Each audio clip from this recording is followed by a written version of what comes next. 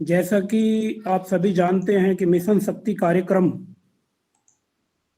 का आज ये 7वां दिन हम लगातार इसी क्रम में आगे बढ़ रहे हैं और जो इसके उद्देश्य और संकल्पनाएं हैं इसके बारे में लगातार हम आपको किसी विशिष्ट व्यक्तित्व के माध्यम से प्रतिदिन सुनाने की कोशिश कर रहे हैं। अपने विषय के जो विशेषज्ञ हैं उनको हम आपके मध्य में उपस्थित करते हैं।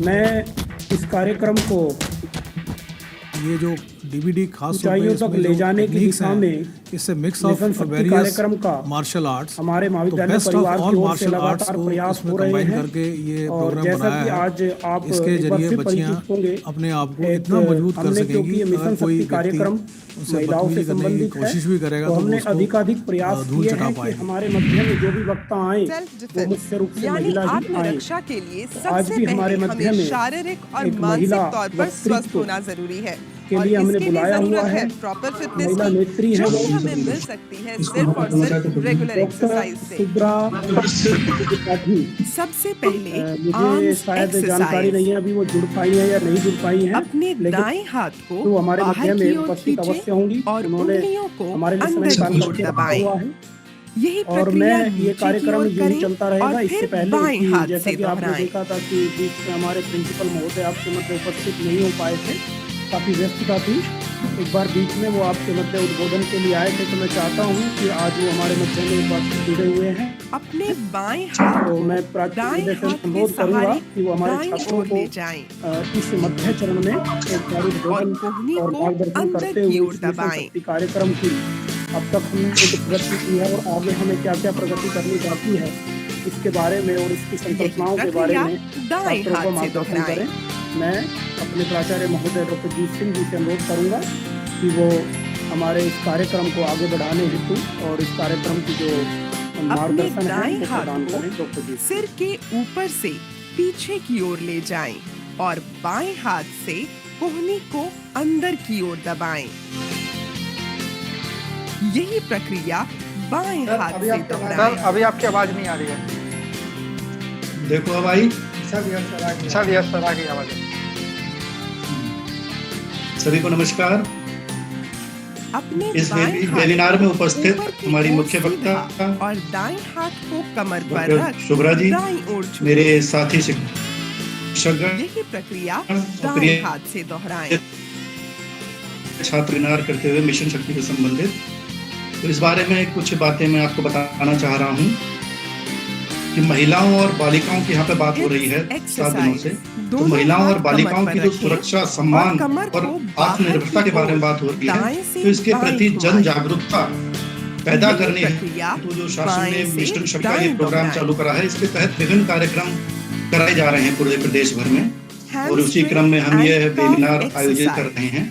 शरीर का भार हमारे देश में थाइस पर रखते देखा जाए तो हुए प्राचीन काल से ही दोनों नारी को हाथों शक्ति से का प्रतीक अपने माना जाता है टखनों को पकड़ें और इस और मिशन शक्ति संतुलन बनाए अभियान का रखें। मुख्य उद्देश्य फिर महिलाओं हाथों को पांव के के पीछे 3 ले स्तंभों का जाकर मानदंड एड़ी को पकड़ें निर्धारित करने की और बात है यहाँ संतुलन पर। बनाएं। यह मिशन जो है ये महिलाओं की सुरक्षा, सम्मान और स्वावलंबन दाएं पर पांव को ज्यादा फोकस मजबूती करता से है। जमीन पर टिकाएं जब और महिलाएं बाएं सुरक्षित, पांव को सशक्त खींचते हुए साइड एवं स्ट्रेच करें। स्वावलंबी होंगी तभी हमारा समाज यही सुरक्षित प्रक्रिया एवं स्वावलंबी बाएं पांव से दोहराएं। बन पाएगा।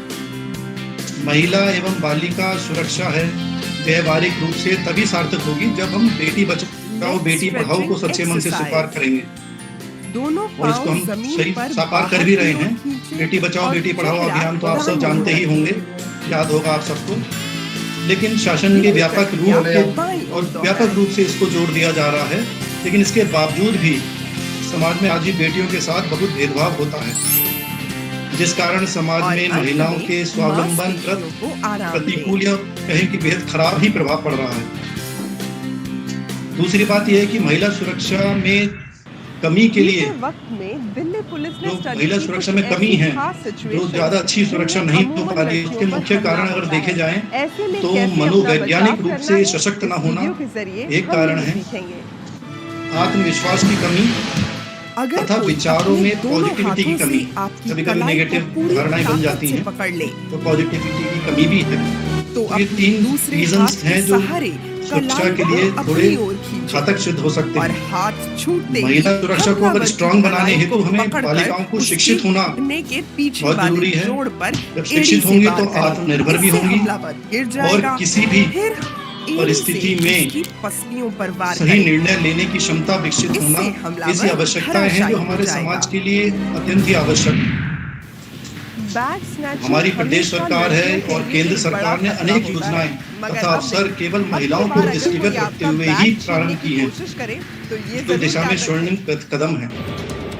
अब मैं समझता हूं कि आप जैसे ही मलाला आपका यूसुफजई बैग खींचे, तो जानते ही होंगे, अपनी कोहनी जो को पाकिस्तान मोड़ की लें छात्रा थी, ताकि बैग तो उन पर बाहर कितना न हमला हुआ, जाए। मरते मरते भी बची फिर वो, बैग पर नया अपनी जीवनदान उन्हें पकड़ मिला और मजबूत देखिए कर आज लें। वो कितने निर्भीक होकर, उसके निडर बाद होकर विपरीत लंदन दिशा में में लगभग पढ़ाई कर आगे रही बढ़े हैं। हुए अपने तो आप पांव सभी को, घुमाकर सभी छात्राओं को घुटने पर उस मारें जैसी और निर्भीक और उस पर साहसी छात्राओं से लगातार प्रेरणा दबाव हासिल करनी डालें। चाहिए। दर्द के कारण वो बैग छोड़ देगा।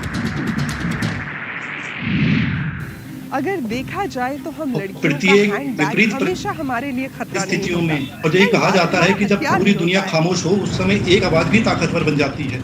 तो हमें ये नहीं सोचना चाहिए कि हमें कोई मदद करने आएगा या हमारी कोई हेल्प करेगा, तो नहीं, हमें खुद ही आगे बढ़ना है और अपनी रक्षा स्वयं करनी है, यानी कि आत्मरक्षा करनी है। और आत्मनिर्भरता केवल पैसों से संबंधित है, हर फील्ड में है, सुरक्षा से संबंधित है, आर्थिक स्थिति से संबंधित है। तो आत्मनिर्भरता हमें हर क्षेत्र में चाहिए। तो हमें किसी का इंतजार नहीं करना है, अपनी रक्षा हमें स्वयं करनी है। हमारे देश में देखा जाए तो कानून तो बहुत सारे हैं, ऑटो को तुरंत और लेकिन उनके बेहतर अच्छा बनने के लिए उनका बेहतर क्रियान्वयन, जो उनका इम्प्लीमेंटेशन होना चाहिए या व्यवहारिक उपयोग हो, वो बहुत जरूरी है। और ये तभी हो पाएगा जब हमें जागरूकता होगी। और इन जन जागरूकता के पर्पस के लिए ही ये मिशन शक्ति का प्रोग्राम चलाया जा रहा है। अब इन कानूनों का लाभ तभी मिलेगा जब हमारी बालिकाएं एवं महिलाएं जागरूक होंगी, शिक्षित होंगी और क्या कहें, हम निर्भीक बनेंगी। अब आप देखें कि डायल 1090 जो हमारा ऑल इंडिया वुमेन हेल्पलाइन है, या 112 हमारा हेल्पलाइन है जो यूपी गवर्नमेंट का है। इसके अलावा 181 है, 112 है, 100 है नंबर है। ये सब नंबर जो हैं ये उपलब्ध हैं, लेकिन इनकी उपलब्धता के होने के बाद भी जागरूकता के अभाव में उतना प्रयोग उनका नहीं हो पा रहा है। अब इसकी वजह तो एक ही है, अशिक्षक। फिर अपना तो एक पाँव अगर हम पढ़े पीछे खींचते लिखे हुए होंगे तब हम विभिन्न नीचे की अधिकारों ओर के बैठें, बारे में जान ताकि सकते हैं। हमलावर की कलाई मेरा तो यही मानना है कि बेटियां किसी भी सिर में पीछे नहीं है। को सामने की तरफ मेरी दबाएं अभिभावकों से भी और अपील रहती है हमेशा घोड़ी पर कि वे अपनी लात बेटियों का मारें। को खूब पढ़ाएं, उन्हें खूब आगे बढ़ाएं। हमलावर धराशायी हो अभिभावकगण जाएगा। बच्चों को, चाहे वे बेटा हो या बेटी, जब कोई दोनों को अचानक जन्म पीछे से ही पकड़ता ऐसी है शिक्षा तो प्रदान हमारे करें जिससे कि दोनों बेटा और हाथ बेटी में बच भेदभाव जाते ना हैं। हो। लेकिन अगर हमारे अभिभावकों हाथ को खुले और रह साथ में जाएं, शिक्षकों तो को भी ऐसे में self defense कभी यह के लिए उत्तरदायित्व अपने खुले माना हाथों जाता का है कि सहारा वह लें। बेटी और बेटों पे समान रूप से पहले संस्कारों की अपनी शिक्षा एड़ी देते से हुए उसके पैर पर उनकी चोट परवरिश करें। करें। सामाजिक मर्यादाओं को पूरी समझते हुए ताकत हमें के देखिए साथ क्या ध्यान रखना है, अपनी सामाजिक कोहनी मर्यादाओं को से समझते हुए भी मुंह पर हमें वार करें, उन्हें बताया जाए कि ताकि उनका आप व्यवहार, हमलावर की पकड़ चाहे से बेटा हो चाहे छूट बेटी, जाएं। उनका व्यवहार, उनकी वेशभूषा, लोकल उनका ट्रांसपोर्ट की अगर अनुशासन बात करें और तो समाज के बसेस प्रति में उनकी लड़कियों जिम्मेदारी के साथ या छेड़खानी आने के वाली काफी मामले चुनौतियों का सामने आए सामना हैं। करने के लिए हालांकि दिल्ली पुलिस की मानसिक रूप से शुरुआत तैयार में, होना, ये यानी सब स्पेशल पुलिस सब जरूरी यूनिट है फॉर सुरक्षा के वुमेन लिए। एंड चिल्ड्रन सुरक्षा के लिए बहुत ही सेल्फ इम्पोर्टेंट है डिफेंस कि हमारा ट्रेनर्स व्यवहार कैसा किसी है, भी हमारा बस में ड्रेस कोड लगातार कैसा है, सरप्राइज डिसिप्लिन करने हमारा के लिए कैसा है, जाती हैं। हमारी पर क्या फिर भी रिस्पॉन्सिबिलिटीज हैं, हर बस में तो ये हर सब वक्त सुरक्षा के हमारे लिए बहुत साथ जरूरी नहीं है। हो सकती। लेकिन हर वक्त तो जो यह हमारे मिशन साथ शक्ति हो जो अभियान सकती है, वो ये है मैं हमारी समझता हूँ कि उस दिन ही self सफल माना defense जाएगा technique। जब समाज का हर पुरुष, हर बालक महिला को सम्मान की दृष्टि से देखना प्रारंभ कर देगा। उस दिन ये माना जाएगा कि मिशन शक्ति का उद्देश्य पूरा हुआ। और जब तक ये नहीं हो पाएगा तो मिशन शक्ति हमेशा ऐसे ही चलता रहेगा।